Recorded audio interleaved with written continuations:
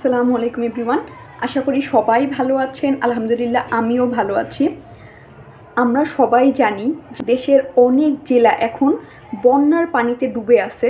সেখানকার মানুষের অবস্থা খুবই খারাপ, তারা খুবই কষ্টের মধ্যে আছে।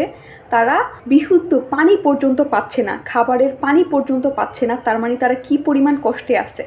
তো আমরা যারা একটু ভালো অবস্থায় আছি, আলহামদুলিল্লাহ আমরা যারা ভালো আছি, আমরা তো আসলে স্বেচ্ছাসেবকদের মতো বা সেনাবাহিনীর মতো তেমন কিছু করতে পারছি না। আমরা তাদের সাহায্যে একদম ডিরেক্ট অংশগ্রহণ করতে পারছি না। কিন্তু আমরা যেটা বর্তমানে করতে পারবো তাদের জন্য, সেটা হচ্ছে তাদেরকে আমরা অনুদান দিতে পারবো, তাদেরকে আমরা দান করতে পারবো। আমরা যেন সর্বস্তরের মানুষ যে যেখানেই আছি, যে পরিমাণ টাকায় আমাদের সামর্থ্যে হবে সেটা যেন আমরা তাদেরকে দান করে দিই এবং তা একটা বিশ্বস্ত হাতে যেন পৌঁছায়, সেইটা আমরা যেন এনশিওর করি।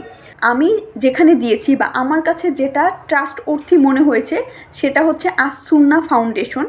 আপনারা যদি মনে করেন যে এখানে দিতে পারেন তাহলে আপনারা দিবেন, অথবা আপনাদের যদি কোনো পরিচিত থাকে তাদের হাত দিয়ে দিবেন। মানে যেন অথেন্টিক একটা সোর্সে টাকাটা পৌঁছায় এবং তা যেন শুধু বর্ণার্থদের জন্যই খরচ হয়, সেটা আপনারা এনশিওর করে দিবেন। আর আমরা যারা ঘরে বসে আছি সাধারণ শিক্ষার্থী, তাদের একটা বড় কাজ হচ্ছে এই জিনিসটা এনশিওর করা যে কোনো ধরনের গুজব বা কোনো ধরনের মিথ্যা সংবাদ যেন ছড়িয়ে না পড়ে। আমাদের সেদিকে সবাইকে সতর্ক থাকতে হবে।